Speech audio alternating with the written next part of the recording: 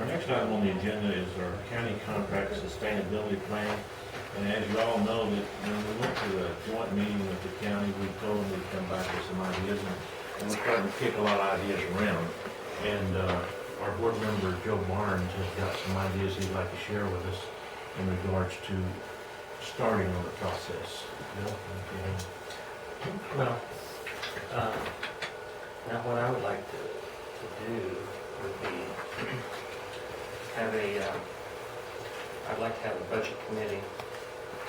I'd like to have a budget committee meeting, a workshop, to discuss this and plug a few members in and get the plan a little more solid.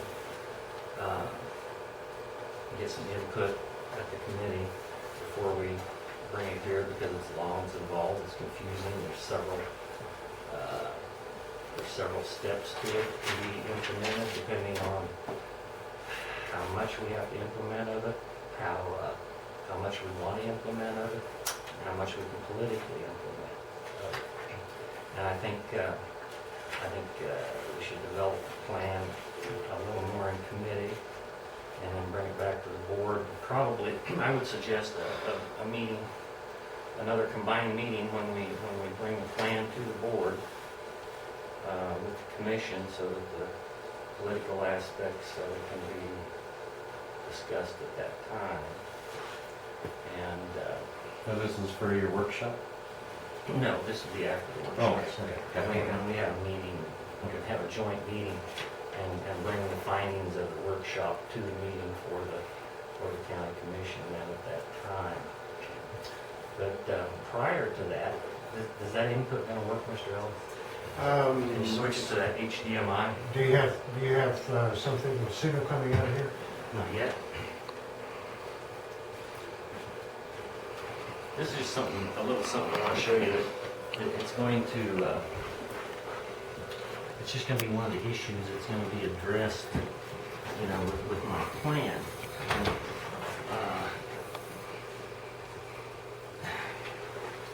my plan is comprehensive. It's going to address some more than HDMI. We should have some. We're on HDMI.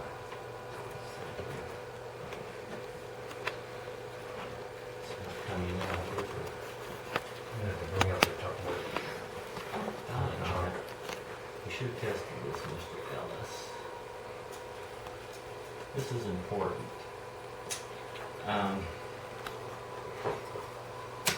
You have a suggestion there?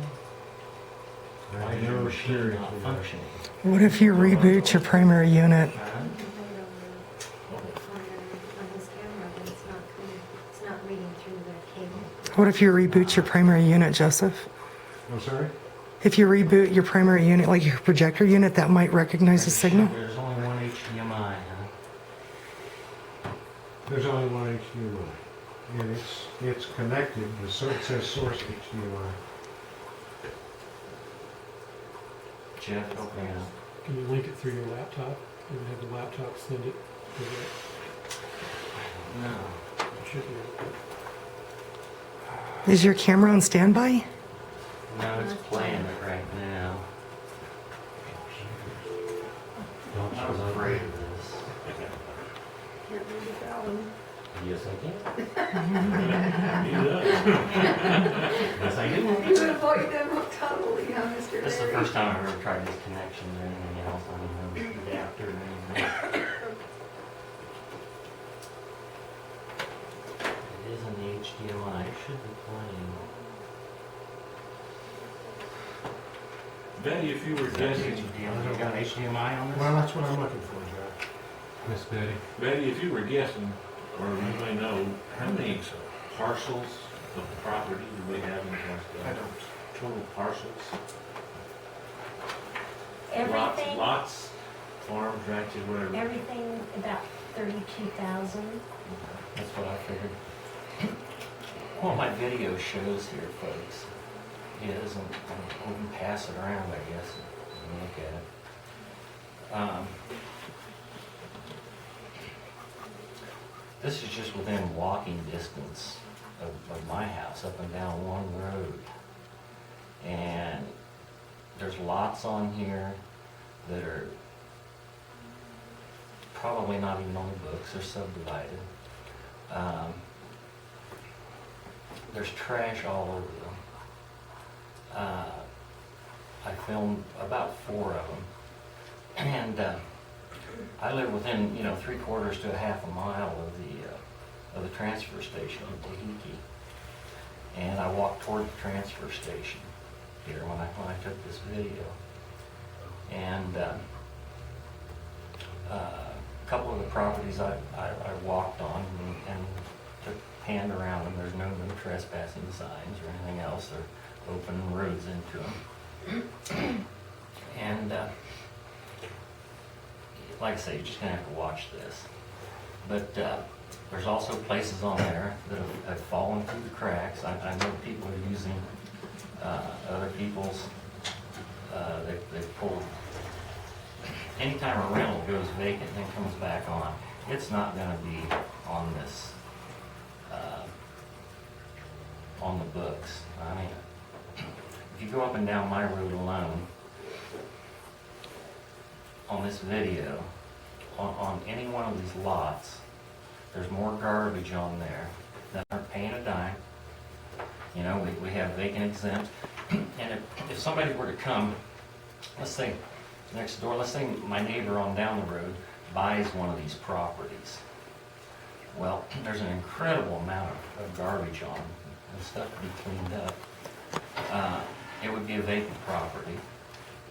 There wouldn't be any billing on it, and he would have a ticket to the landfill if he's paying. He's on the other, and this would all end up in our landfill, off of another piece of property. It could very easily happen that way. But we need to look at these that are vacant exempt. My overall plan, which I really can't go into totally here today, because it'll take too long. I mean, this committee meeting first.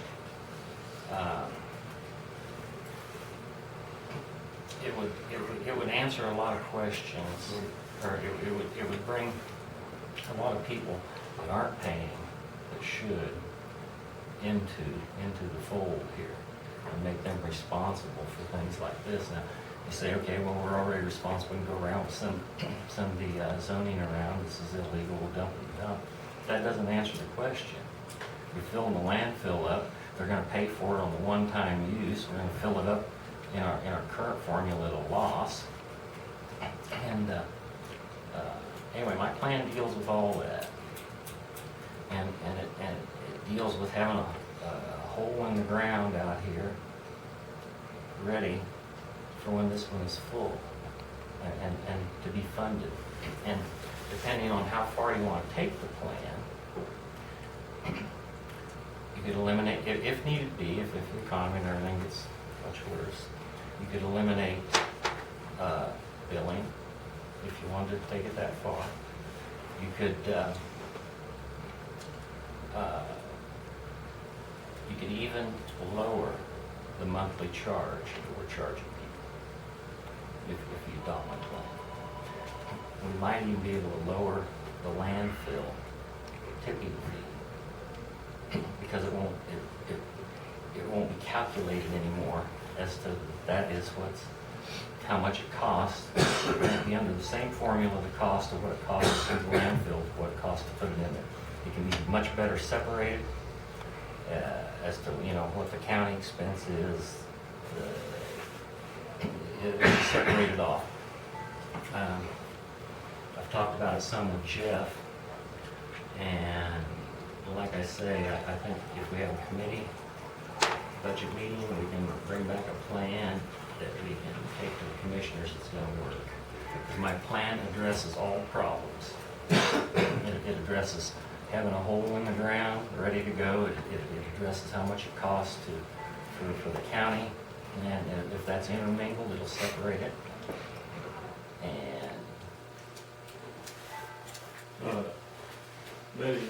about the parcels, and Joe knew about pretty close there. If any kind of I don't know whether you call it a levy or a tax or anything like that, when you start process going towards that, how long does it take to implement it through the county? That's a good question. I would have to check on that because I have no idea. The only levy that we have is the soil and water conservation districts, and they've been on the books for quite a while. Is that what you're saying, Yeah. that Something village? similar, we don't know exactly yet, but that's why we're gonna study it some longer, but Okay, we're trying to determine what's out there and how long the process would take for the money to be generated if it was in that form. okay, so you're saying if we do like we do our soil conservation Yes. districts, that it's billed on the property tax bill? Yeah, Okay, because there's a lot of counties that bill their garbage and water on the property tax Okay. bills. I don't know the process. DFA would be, I think, the first people to talk to about it. I'm thinking there would have to also be some kind of joint agreements, obviously. I don't know what that process is. All I know from other counties that deal with some of these other issues, that other than soil conservation tax levies, that they, the problem comes down to if, how do you take care of delinquencies? And I don't know if it, and from what I have observed in the last 3 years, I don't know if anybody really has a good answer for that. And I don't know what it takes. I don't know if it takes legislation or just the joint, joint powers, joint agreements between the different entities, the one or, with the soil and water conservation, it was voted on, wasn't it? Right. yes, did it have to be voted on by the public? Oh, Yes. okay, okay. How are you today? See, that was before me, so I apologize, I don't know. Even when the town of Estancia became part of the East Orange, the town of Estancia had to put it on their ballot that they want to be part of the East That they Orange. want to pay that 1%, Yes. because Moriarty and It would have to go Moriarty through an and Mount election. Air do not, in the city Yeah, limits, do not we pay don't have that it, 1%. but Estancia But did that. Estancia does. So I think your levies too, if you look in state statute, I think they're laid out in there already, how much of a percent and stuff, so it may take legislation to do that. And that's what I don't See, that's know. if it's a mill levy. If it's not a mill levy and it's a garbage fee or a water fee or something like that, I think There it should should be music on there. I'm kind of liking that. Leave me alone.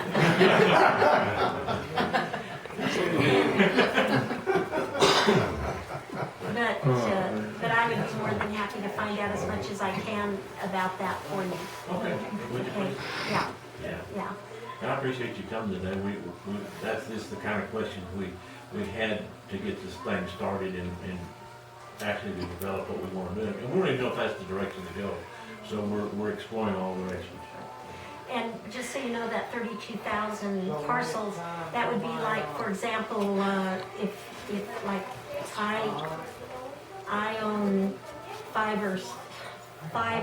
lots in Antelope Springs of 5 acres each, but they're all, so those are actually 6 lots, 6 parcels, but they're all billed on one bill to me, and therefore that is why so that is one parcel. A ranch, the Lucy Ranch, 65,000 acres. That's 65,000 acres, it's on one, it's considered one parcel. It has one ID number, one tax bill number. So that's, Is that 32,000, is that including within city limits yes, of the entity? that's everything. That's everything. Yeah, residential is only in sorry, I don't know those figures off the top of my head. The 32,000 is pretty stable. We find, the only thing, there are more parcels out there, but for example, in the land grants, we do not have all of them on the tax rolls. So that, there are actually more parcels out there. But very seldom I get excited because something will happen and I'll think I found a piece of property that we're not taxing, and then I do a little investigation and I find, yes, it was under another name or the wrong legal description or just something that I find it. The only ones that are very, very, very difficult to locate and deal with are the land grants. And then like last year when I let everybody know it is a state statute that if, and that comes about in, if I cannot map a parcel and I don't have a legal description on a survey or in a deed that is authorized by a licensed New Mexico surveyor, then I can refuse to do, like, change ownership on it or anything like that. So it comes down to a lot of times they'll split a parcel and they don't do a survey because brother's selling to sister and they don't want to do it. They just say, okay, you know, from here to here is yours and from here to here is mine. And so they'll do the deeds though to transfer ownership. Then I do not split that parcel if I do not have, if I can't go out and if Reuben cannot map it from whatever description they give me as a legal description on the deed. And that is in state statute that we do not have to, How we do many, not have to do that how many land grants are in the county? Two? for. 4? Chile, Torreon? Well, yeah, because you said they're part of Chiloli and then Tehique, Torreon, Manzano, and Punta, actually, yeah. Just a very small piece of, Active land grants is probably the key there. right, but we do have parcels from each one of those land grants on our records. Right.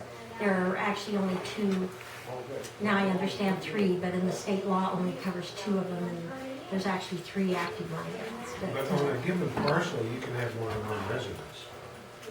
Let's say the brother and sister split that parcel up Right. among themselves, they can each have a house on their own Right. lot, Right. but you still have it as one parcel. Right, yeah, I still have it as one parcel, but I will be building them 2 houses. Yeah. Example of that is one that just went through planning and zoning at the last meeting, because we went out in the area on other things, and we found 2 houses on one parcel. And he had never gotten a permit for the second house, and we had never split the property. It was a 5-acre parcel, and so planning and zoning had him come in and get the permit and do everything the right way, and so then now we have a 2.5 acre and a 2.5 acre each with a house on it. But we were only building for one house to begin with, because we didn't know about the other house. Yeah. And that's an issue. So that'd be the same as us, or the solid waste here, only billing for one, right? Correct.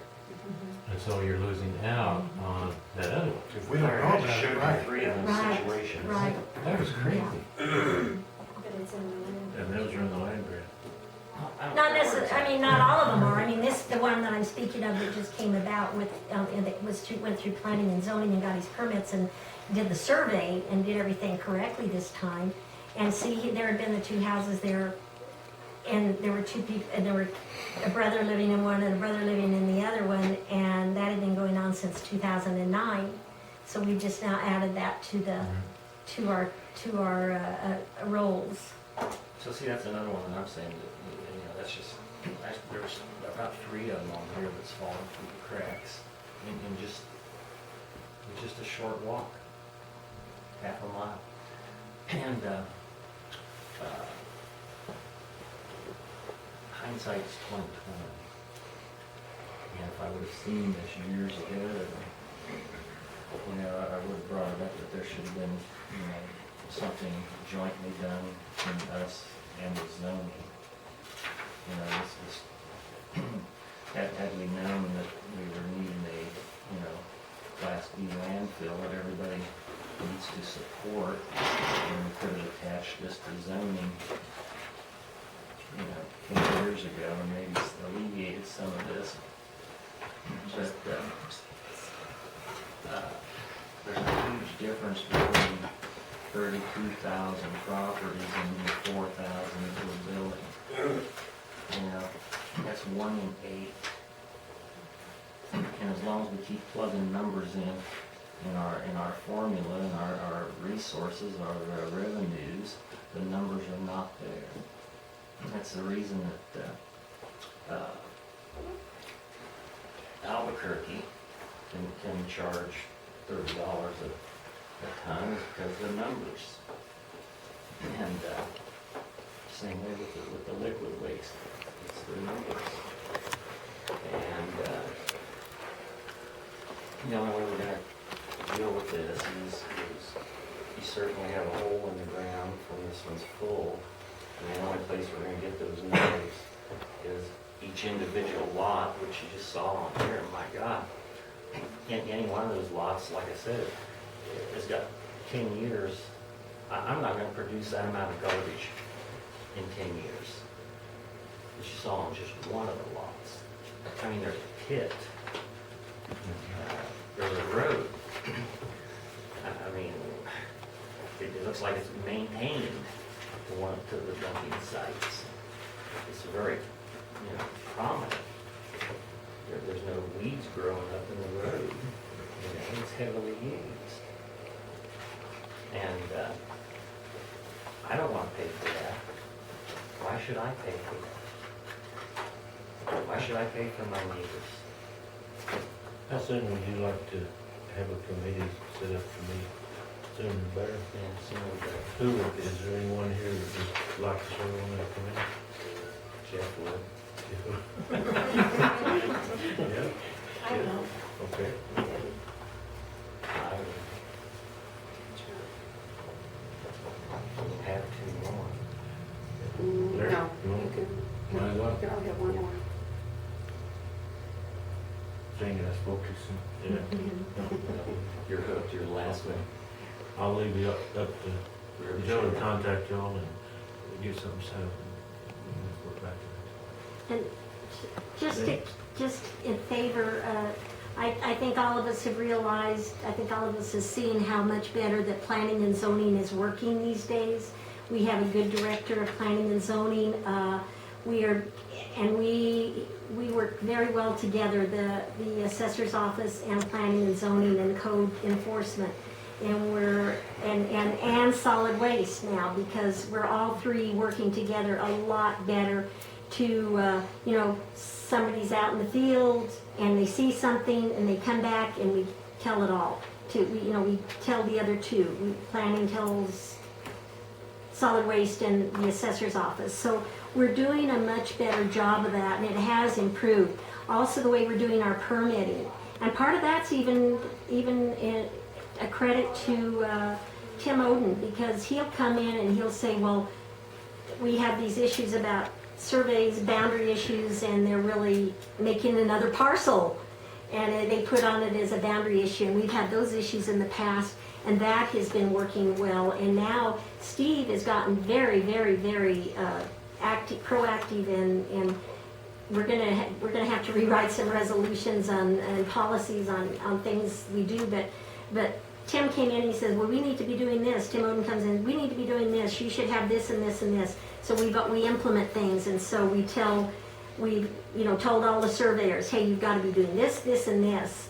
And we're being more diligent about it, and we've even turned a couple of surveyors into the state licensing for them doing illegal and wrong things, and file complaints against them because it's a detriment to everybody, because they're charging so much, and then the poor people are losing out too. The property owners are losing out, and so it's working a lot better, and we are all working together a lot better, and I appreciate that from solid waste. And we've had meetings about better ways to do things, and we sit down with Steve in our office, and when somebody has an idea, hey, let's implement this and work together because it's beneficial to all of us. So I do appreciate that.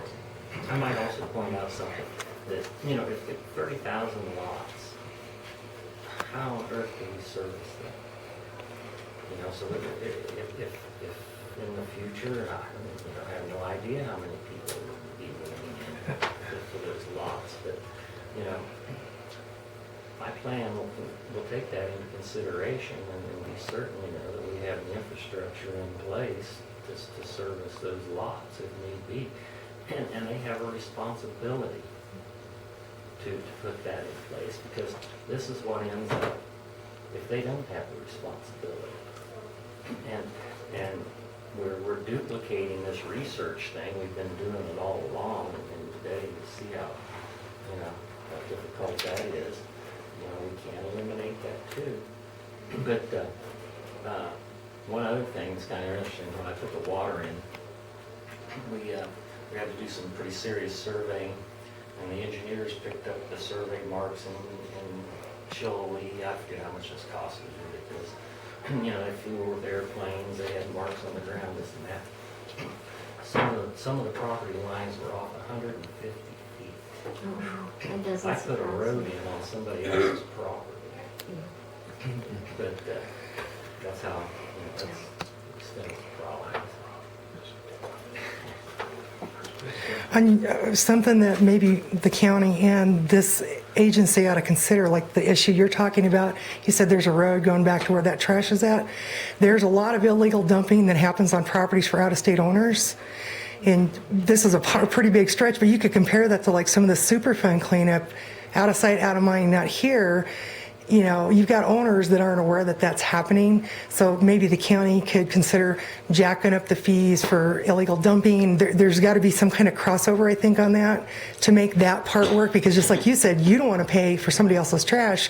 Neither does the guy that owns the property that's not there either. And I know in our neighborhood, we've cleaned up 3 people's property, helped them clean property up, where they dumped junk for years, dead animals, garbage, oils, gases, you know, all kinds of These stuff. properties aren't fenced, and it is the property, if they buy the property here, it is the property owner's responsibility to fence it, put up no trespassing signs. Oh, I agree. Fences is torn down, then they have to replace it. In the process, even though it's a lot more active than it used to be, it's a long process. It takes quite some time to get a property It does. cleaned up through the courts. Yeah, it does. I want to alleviate that. Okay.